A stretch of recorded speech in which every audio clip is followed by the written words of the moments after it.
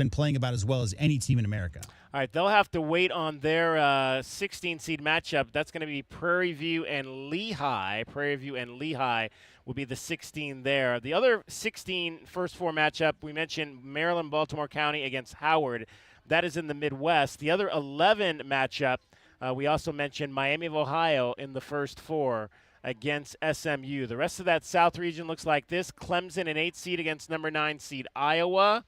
You had number 5 Vanderbilt will play McNeese State. So 2 teams from Tennessee there will be playing against each other. Nebraska is the 4. They'll get Troy. I mentioned Carolina and VCU. Illinois against Penn. And the bottom 2 teams in that bracket, the number 2 seed is Houston, and they'll play Idaho. So the last 4 out, J-Dub, the first 4 out, Oklahoma, Auburn, San Diego State, Indiana. It was kind of figured that Auburn and San Diego State were likely going to be on the outside looking in to this tournament. Yeah. The last 4 in, North Carolina State, Sean Miller's Texas Longhorns, SMU, and Miami of Ohio officially the last team in the tournament. I'm glad that they got in. I think they deserve it. Yeah, I mean, oh, yeah. Yeah, and I think, a lot of the talk lately this past week since they lost their conference, they lost in the first round of their conference tournament, right, after going undefeated in the regular season. Yeah. With a 91 net ranking. Yeah, with a 91 net ranking and the fact that they didn't win a game against any Quad 1 teams, on paper, their resume is not great. And the idea of going completely undefeated through your regular season, DK, a lot of the talk I've heard lately is put them in and put them in the first 4, right? Because that's a first 4 resume, despite the gaudy win-loss total as far as their net, because it's really not so much how many games you win, it's who you play in those games that you win. And that's a big, big factor in the NCAA Tournament Selection Committee. That's why Arizona and Duke, I don't know if you saw this, but Arizona and Duke are they're about on the cusp of breaking the record for the most Quad 1 wins in a regular season. They played a ton of quality opponents this year. So, yeah, I love to see, obviously we wanted to see the Redhawks in. Want them to continue this magical run during the season. One blemish on the schedule is not, nothing. That game is not going to define their season, and we'll see what happens. I mean, SMU also getting in at the, by their teeth, so skin of their teeth. We'll see what ends up happening. That Miami of Ohio team, if you didn't know, is just full of upperclassmen. So there's a lot of guys with a ton of experience, a lot of good offensive players that go deep. So I wouldn't be surprised if they made some noise too. And you can't give them like a 9 seed or something like that after not having beaten an entire and a single Quad 1 team. And hopefully, there won't be so many scared Power 4 conference teams in the future because they tried.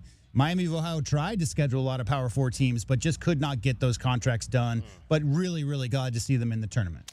All right, we're going to get a break in here. We're going to come back. Mackenzie Hamilton is going to join us. She just spent an entire week in Kansas City with the Wildcats. We'll get her thoughts on what she saw there and a whole lot more. It is the NCAA Selection Sunday Special coming to you live from the Union Public House. I'm David Kelly. We've got J.W. Madden. We'll also get the thoughts a little bit later from Kelvin Efon.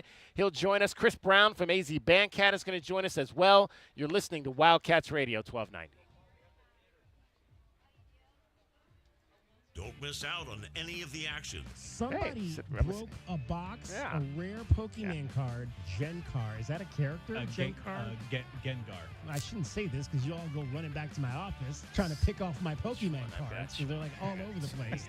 All right, so I'm going to hang on to this Toxtricity. Because I think that might be worth something. Stop touching it. It's kind of shiny. Hey! Uses polish. It's very effective. See you, man. How you doing? Wildcats Radio 1290. Do you have 3 ex-wives and your current trophy wife wants a life insurance policy 3 times the size of the policies you had to purchase for your previous mistake? Nobody covers your cats like we do. With press conferences, coaches shows, and play-by-play. It is over. Cats have won it. We bring you all the stories, highlights, and analysis of your Arizona Wildcats. We are Wildcats Radio 1290.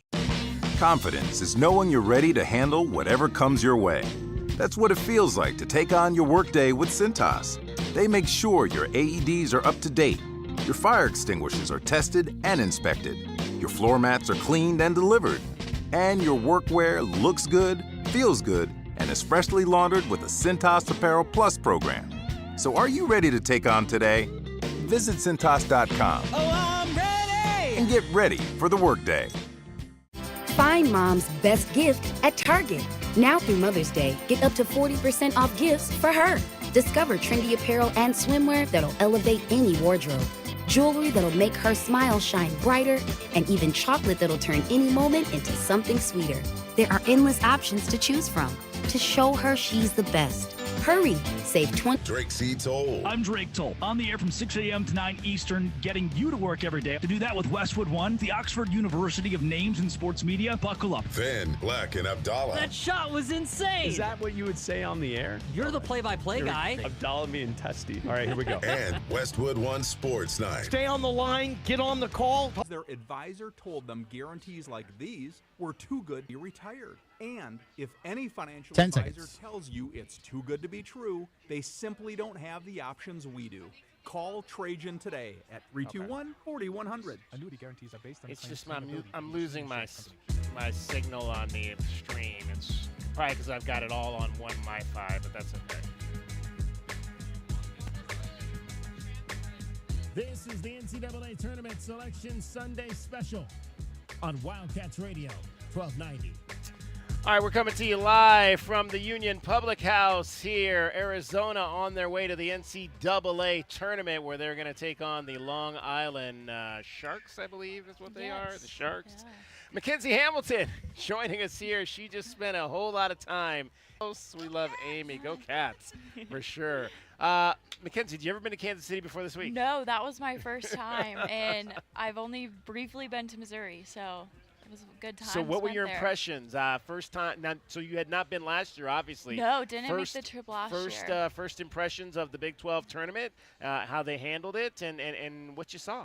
I loved it. So we left Tuesday, so we had all Wednesday there. Obviously, the team's practicing. They're getting ready, so me and the rest of the creative crew, we got to explore, and I thought the Big 12 did a great job of creating a sort of itinerary for fans and just the atmosphere there. Obviously, I think you all know Iowa State, BYU. They showed up in Forest, Kansas, so it was a cool environment. They had kind of a courtyard like this to the Power and Light District that was buzzing at 10 a.m. So it was a lot of fun, and I just enjoyed the city too. Really walkable, a lot of cool little coffee shops. We were by a river market, so I enjoyed it. It was fun. So now you mentioned the creative team. How many folks are on the creative team that travel to events like this for Yes. So for athletics, it was myself, Kenzie Quinn, who does all of our social media, and Mike Christie, who does our photography. And then basketball has their own creative crew too.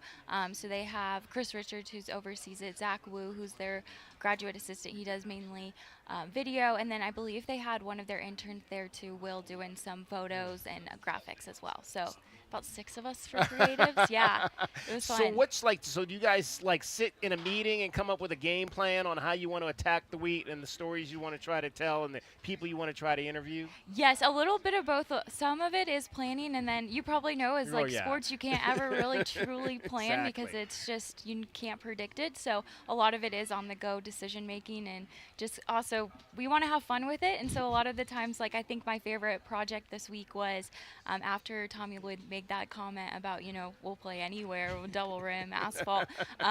Kenzie Quinn had the idea, and we were kind of going back and forth of, okay, we need to play on this. So we made that wing graphic. Actually, Ryan Thorne, who's our women's basketball graphic designer here in Tucson, made that up during the game for us to post once we won against Iowa State. And so a lot of those projects are kind of on the fly, just a lot of collaboration. I think I posted on our socials, me and Kenzie, we were in the hotel hallway.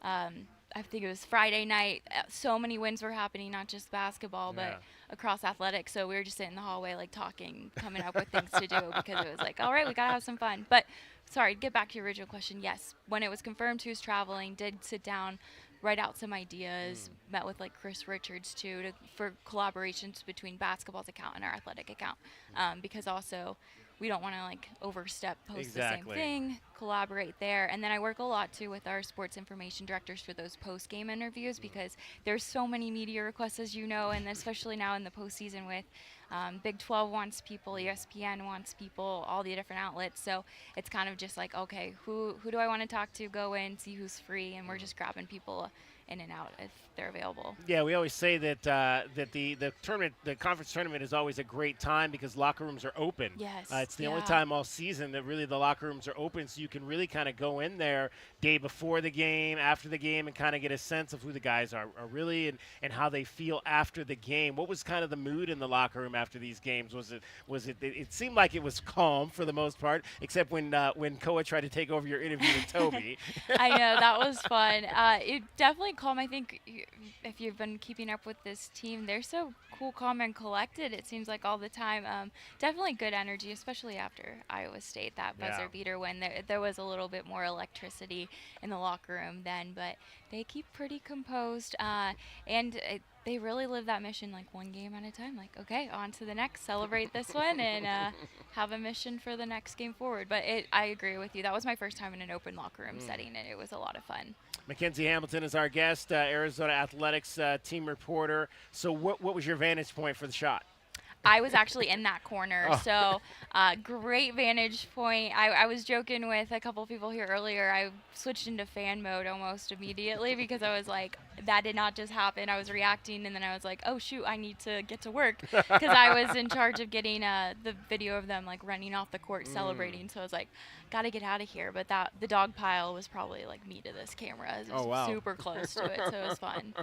Yes. That is awesome. Mackenzie Hamilton is our guest. She was on the road with the Wildcats in Kansas City. So how much barbecue did you eat, if any? Oh, I didn't get to any barbecue, sadly. So I am a little bit of a barbecue snob. I'm from Dallas. So I just preference on Texas barbecue, the brisket. So I'm not a huge barbecue fan outside of literally just my like uncle's barbecue. That's all I eat. But did get one of my college friends lived in KC for a little bit, so got her whole list of things to go check out and got a few of them checked off throughout the week. Okay, so what was the most fun thing you did or saw? Ooh, I really enjoyed, so the hotel we stayed at was on the river market, so on the river, and I'm a runner, so I went for a run in the morning, went to the market, got some coffee, and they had like a farmer's market, so got some fruit and stuff too. So I enjoyed that. That was fun. And then one night after the game, we went to a really good Italian restaurant, so that was now, if I'm not there. mistaken, you came here from Auburn? Yes. So what's your thoughts on Auburn not getting in?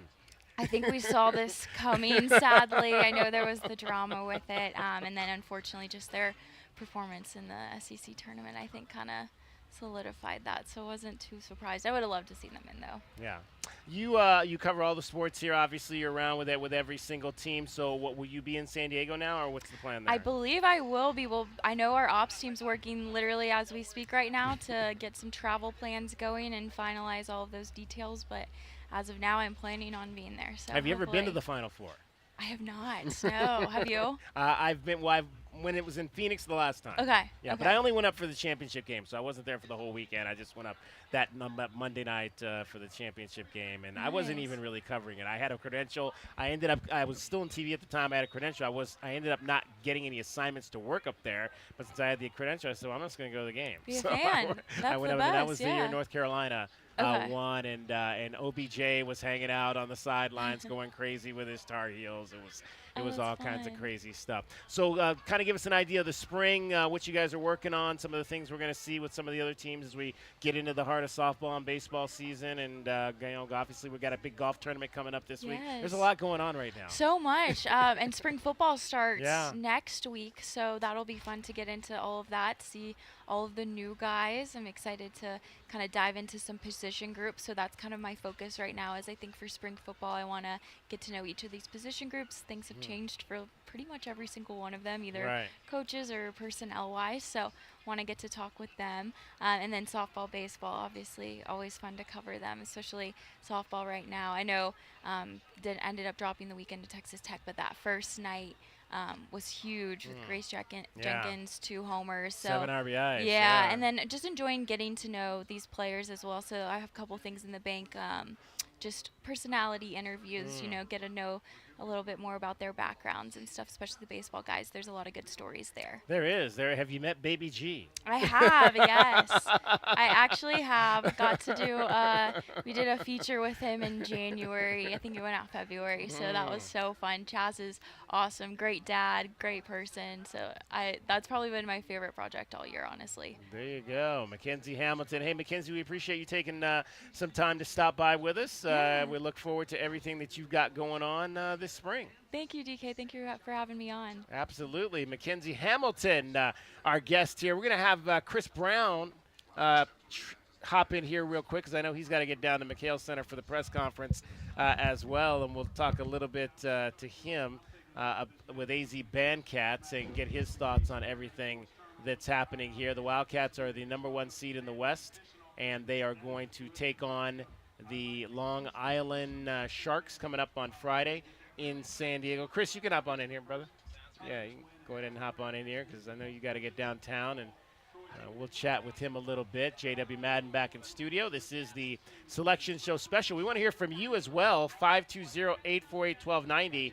520-848-1290 is the number if you want to get in on the program. Don't forget you can also text us at that number your thoughts on the bracket, what you think, what you like, what you're nervous about. Again, there's some interesting second-round matchups with the potential of Villanova, and also we've got, the likelihood of an Arkansas, maybe Wisconsin in round number 2, in the Sweet 16. So there's a happening with this Arizona Wildcats club as we barrel down what we hope is going to be 3 exciting weeks of college basketball still to come. 6 potential games for your Arizona Wildcats is what they could play to get to the national championship game. 2 teams prior to them championship game. Chris Brown joins us now from AZ Bandcat Sports. There's not a scorer that has to be on, and I think that's really different than a lot of the other teams kind of in this upper echelon right now. So I think that will bode well. And then just the overall toughness, like they're just battle tested. With, every challenge that they have been thrown, they seem to have figured out a way. There's so much poise and maturity from everybody that Tommy and the coaching staff are just cool, calm, and collected. Jaden Bradley emulates that, right? Cool, calm, and collected, and then the rest of the team sort of gets in line and follows suit. Like the moment hasn't been too big for them. Whether it was Jaden's shot, against Iowa State, or the 14-0 run yesterday, and they don't let him take the lead. Braden gets that and one, right? Next thing you know, it's a 4-point game, and boom. So I'm just really impressed with kind of the balance and just the tenacity of this group so far. I mean, I get you when you look at it. I mean, again, it's like I keep saying, it's every night we see something different. Like the other night, we finally saw them get into some foul trouble, and you thought that could be something that could potentially, short circuit this team down the stretch. But it didn't. They found a way to get through that. It was another game where, again, you have Anthony has to step up and do what he did because, again, Braden wasn't quite right in that first game. And then last night, we'd seen one team all season make a run against them. Yeah. And finally, you saw that team make a run, a good team make a run on them, and they were able to answer that. It's just they continue. It's like Tommy said the other night. They continue to figure it out. Yeah,